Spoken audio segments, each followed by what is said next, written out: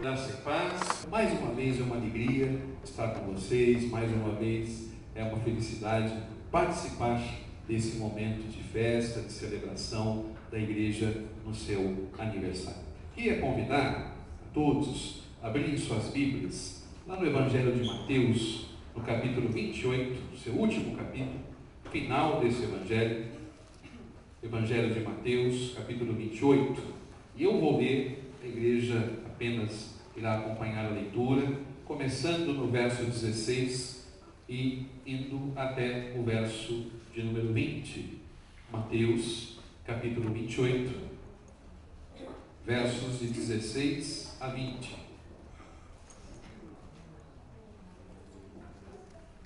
Mateus, capítulo 28, versos de 16 a 20. Todos conseguiram abrir o texto? Então, vamos a ler. Começa assim: Seguiram os 11 discípulos para a Galileia, para o monte que Jesus lhes designara. E quando o viram, o adoraram, mas alguns duvidaram. Jesus, aproximando-lhes, falou-lhes, dizendo: Toda autoridade me foi dada no céu e na terra.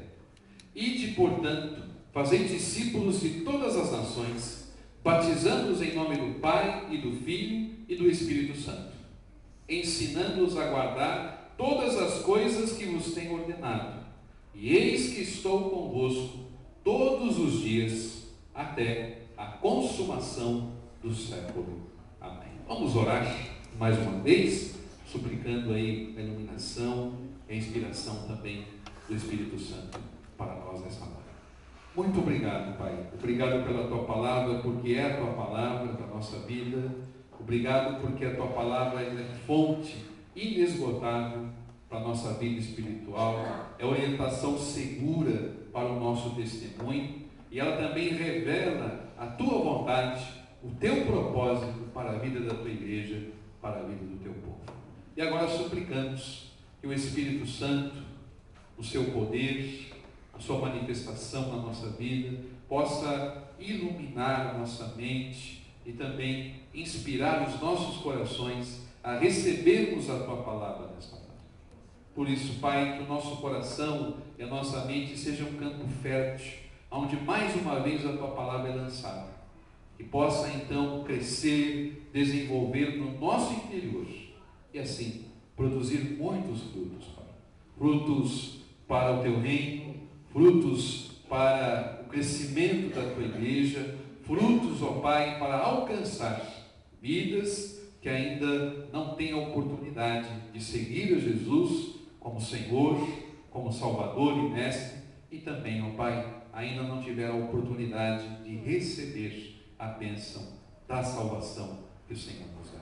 Por isso, esteja conosco nesta hora, nos ajudando neste momento, é o que lhe pedimos, em nome do Senhor Jesus. Amém.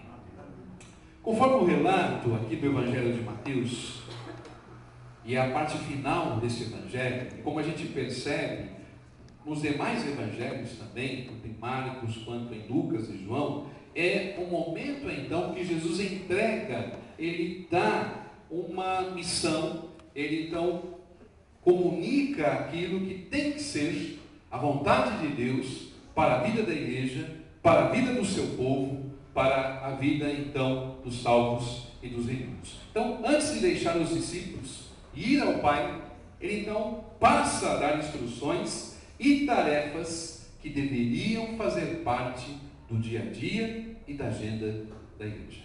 E essas tarefas que foram entregues lá atrás são as mesmas tarefas para nós hoje. Por isso que hoje a igreja ela possui o grande desafio de dar continuidade e de realizar então a sua missão e sermos fortalecidos como igreja, como família e como povo de Deus também. E por que esta tarefa era nos dada? Por que então o Senhor reparte esse compromisso, essas responsabilidades conosco? Principalmente por conta da sociedade que nós fazemos parte. A sociedade que nós vivemos, ela, não precisamos ir muito longe, está dilacerada, ela está quebrada, ela está partida, E aqui eu digo em muitos sentidos. Nós estamos vivendo num mundo marcado pela ausência e pela falta de modelos. E quando eu quero dizer aqui ausência e falta de modelos, são exatamente aqueles modelos que venham a nos inspirar, a nos motivar e fazer com que outras pessoas também possam se espelhar e possam também imitar esses modelos. E por quê? Porque os principais espaços de formação e aprendizado das pessoas, eles estão em crise. A gente não precisa ir muito longe. Esta semana mesmo, os acontecimentos que têm se dado no estado do Rio de Janeiro, principalmente na cidade, na capital, é só um pequeno reflexo, não grande, mas é só um pequeno reflexo de como se encontra a sociedade brasileira hoje. Em crise, em dificuldade e sem rumo. Não se sabe para onde ir.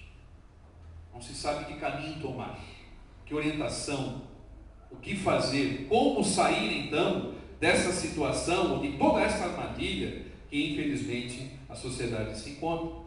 E porque também os principais espaços de formação e aprendizado das pessoas estão em dificuldade. E que espaços são esses que eu estou me referindo? Família e a educação.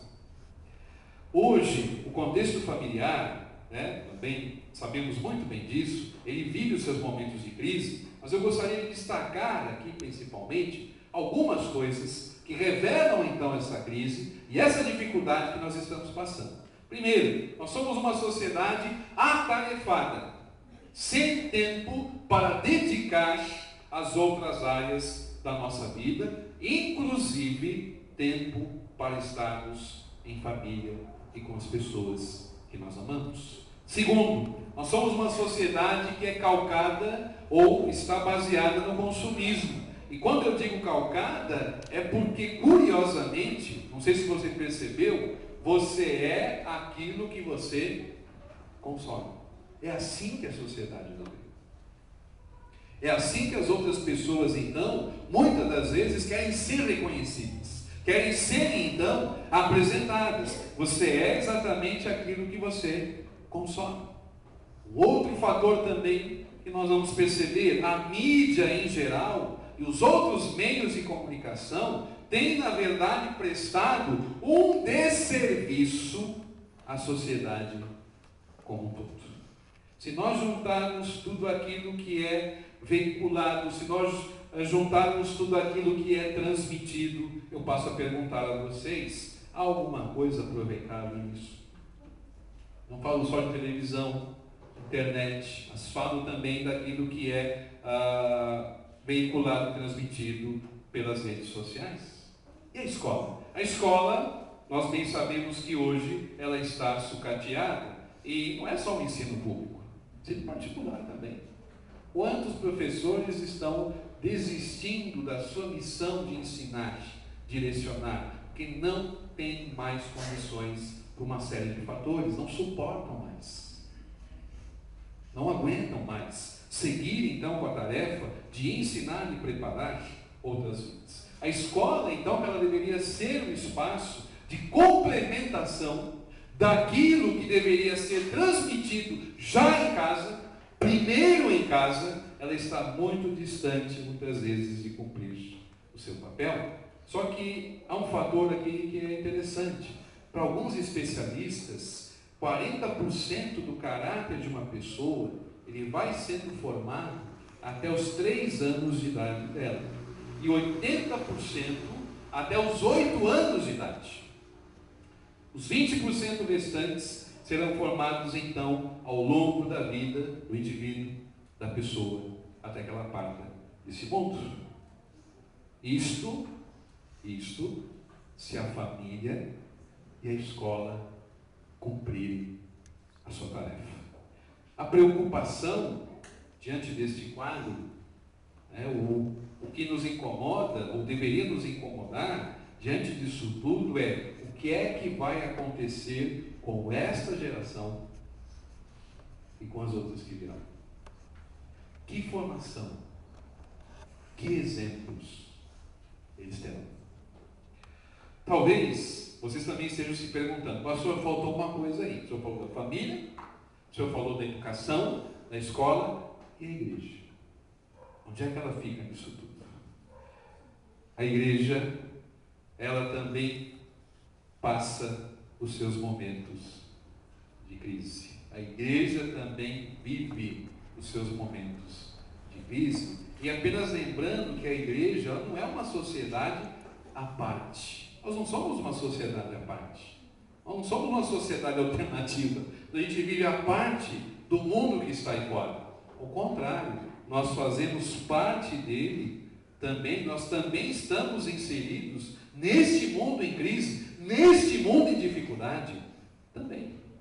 Mas apesar da crise, do tempo de crise que a igreja está vivendo, mesmo assim, eu ainda creio que ela é o espaço fundamental de formação e aprendizado, e principalmente o meio aonde isso vai se tornar realidade é através do discipulado. Por isso, queria verificar com vocês agora algumas funções e tarefas que a Igreja de Cristo ela precisa ter para desempenhar então hoje essa sua missão discipuladora com as pessoas e com o povo de Deus. A primeira coisa que percebemos no texto que foi lido é o seguinte, e que também tem que ser uma realidade para nós, a igreja ela tem que ser um espaço de convivência comunitária.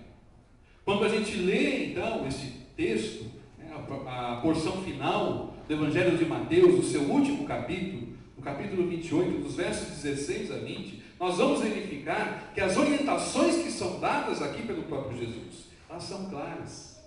Elas são objetivas, elas não têm rodeios. E quando se fala então em fazer discípulos, é claro que está se pensando na multiplicação, no alcance daqueles que se tornariam seguidores de Jesus.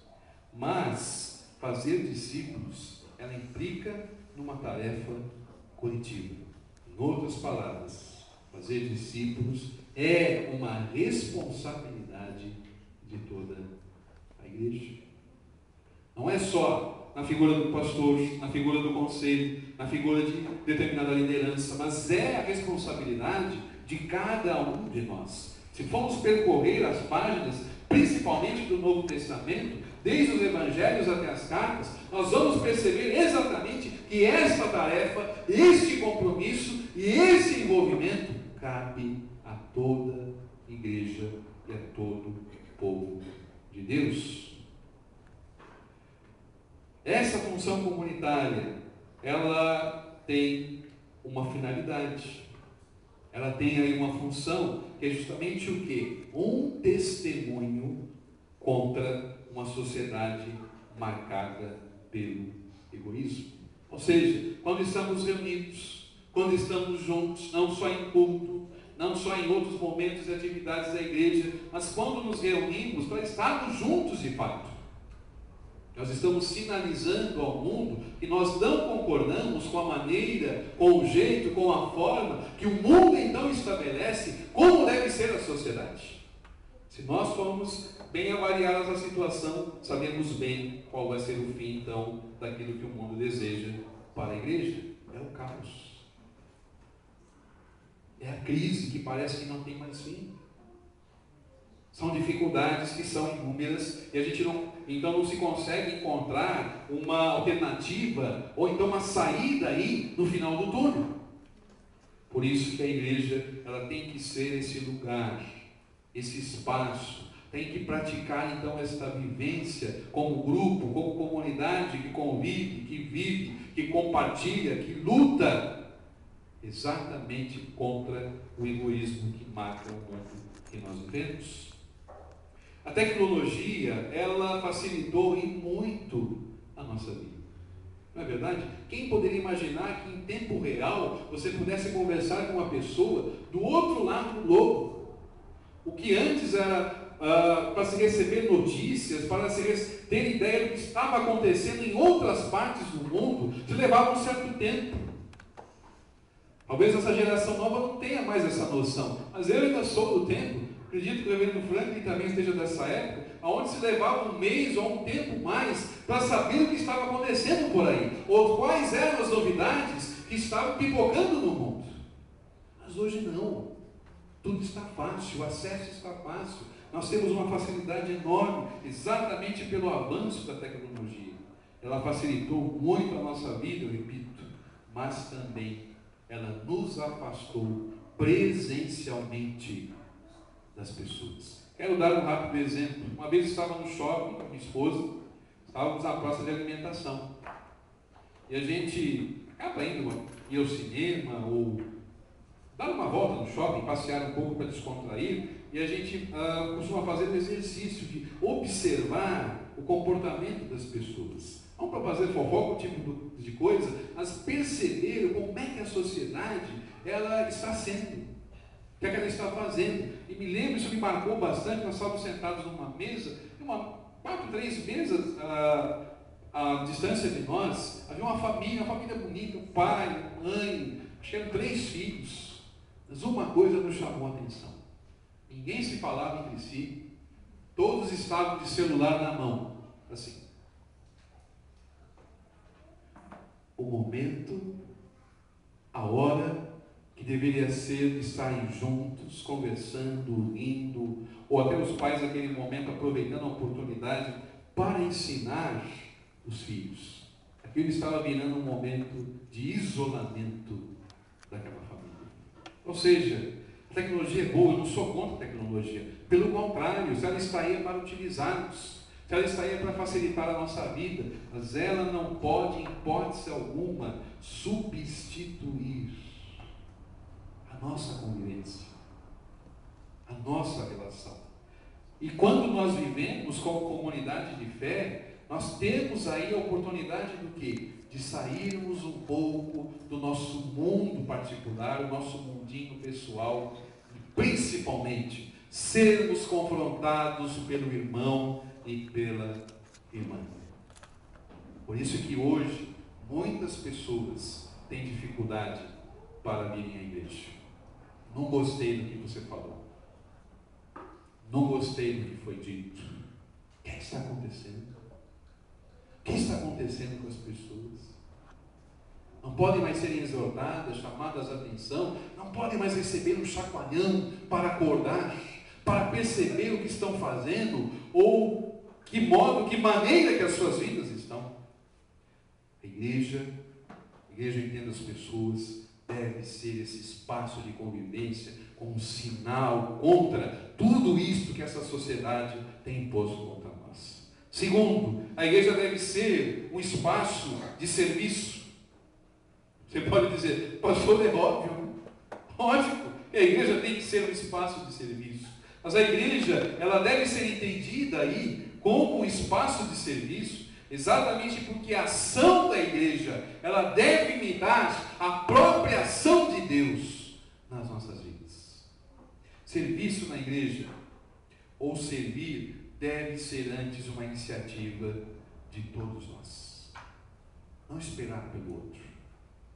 Não aguardar para que o outro tome a iniciativa, mas deve ser algo que nos motive, que nos leve, que nos mova então a termos essa atitude, a colocarmos a nossa vida, os nossos dons, os nossos talentos que Deus nos deu, exatamente a serviço das pessoas.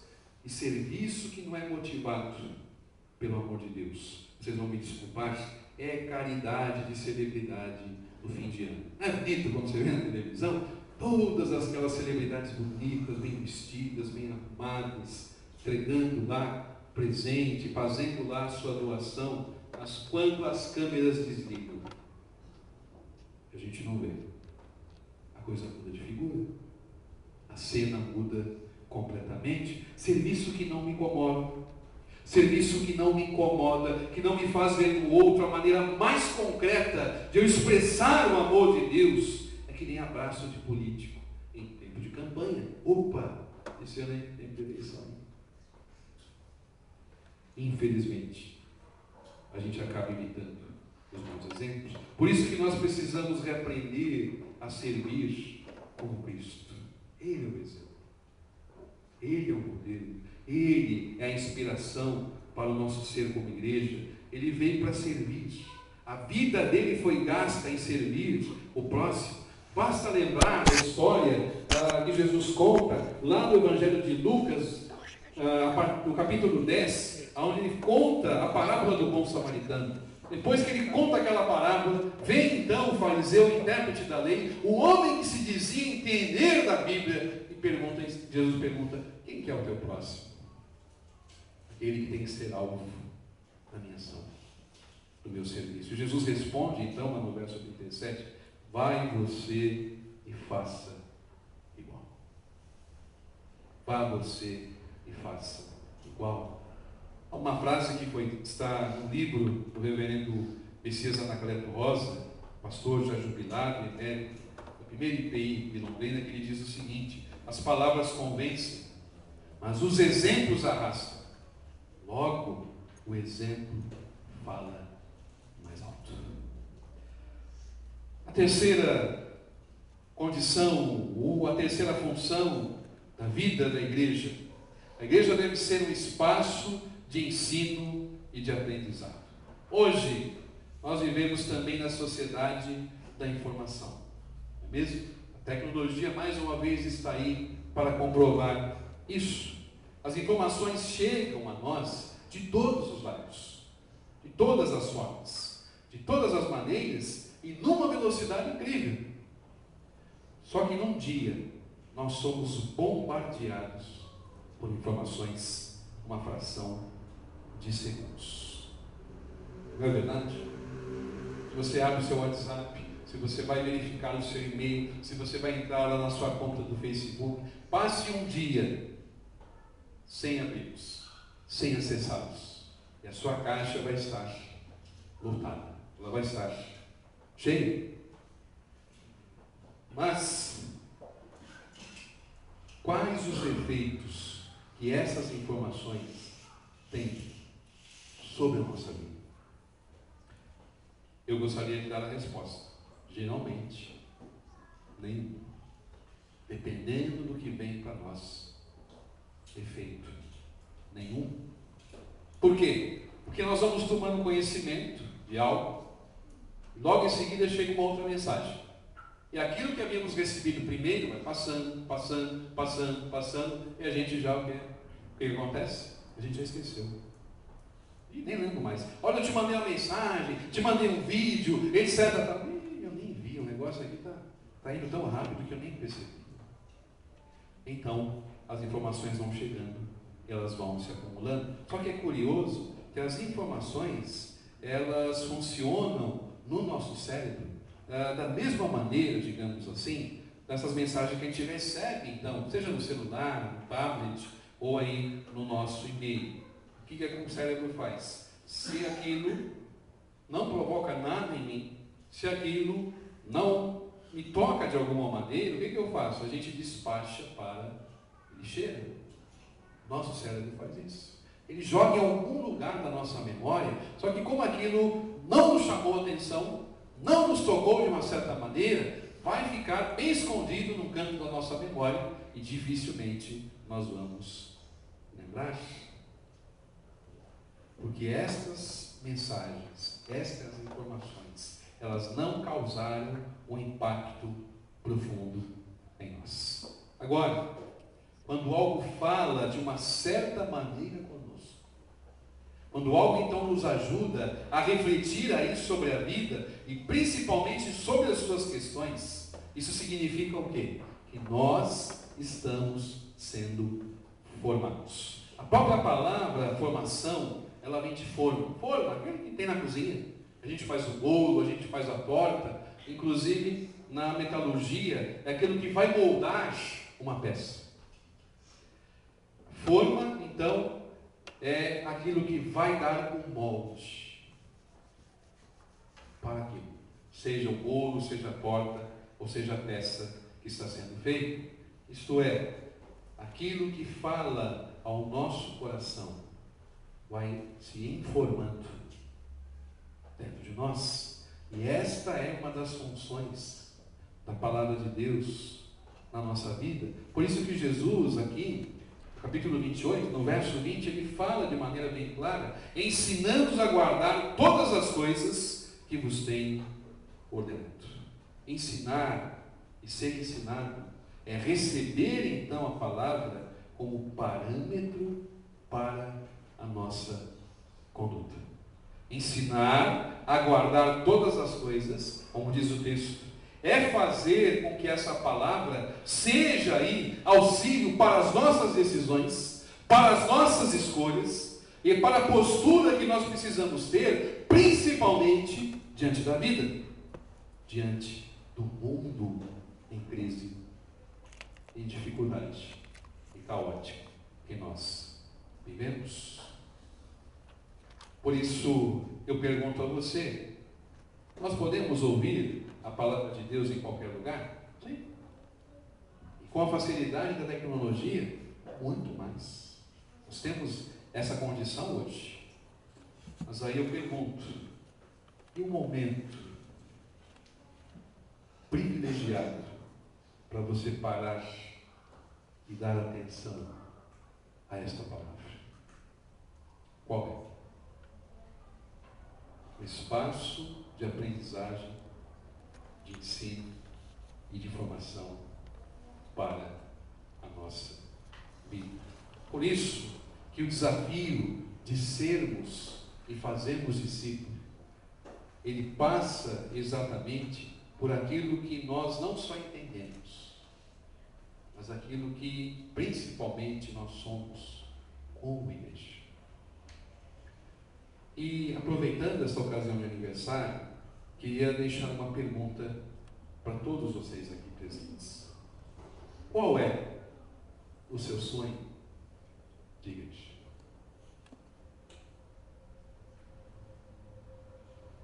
Qual é a sua mente, o seu coração? A igreja que você tem sonhado, que você tem pensado, que você tem colocado diante de Deus? Não precisa responder. Guarda isso no seu coração. Mas não guarde só no seu coração. Coloque isso diante de Deus. Mas não fique só na conversa com Deus, embora seja boa. Faça isso acontecer. Igreja é movimento. Igreja é ação. Igreja é missão, é tarefa, é responsabilidade, é compromisso. Igreja é estender a mão para o outro. Igreja é abrir o ouvido. Muitas vezes quando a gente não está a fim de abrir. Igreja é chorar e se alegrar com quem está na dificuldade, mas com quem está comemorando as suas vitórias. Igreja é refletir e revelar o amor de Deus que está na nossa vida, na vida do outro. Assim, nós somos a igreja e assim também nós vamos entender o que é sermos discípulos e fazermos discípulos para o Senhor. Que Deus abençoe a vida dessa igreja ricamente. Não é demagogia, não é palavra de pastor que está visitando, mas é o desejo do meu coração sincero. Que Deus abençoe ricamente a vida de vocês. Ao conselho, ao pastor, aos presbíteros e presbíteras que compõem esse conselho, ao Ministério de Ação Social e Diaconia, às lideranças dessa igreja que trabalham, que agem, a todo o povo de Deus que está aqui, que faz parte e pertence a essa igreja. Que Deus os abençoe ricamente, mas que mais, porque esta bênção nós precisamos no nosso dia a dia. Ele mova o coração de vocês a serem verdadeiramente seus discípulos, seus seguidores e cumprir esta missão que Ele entrega para cada um de nós. Que Deus os abençoe. Amém.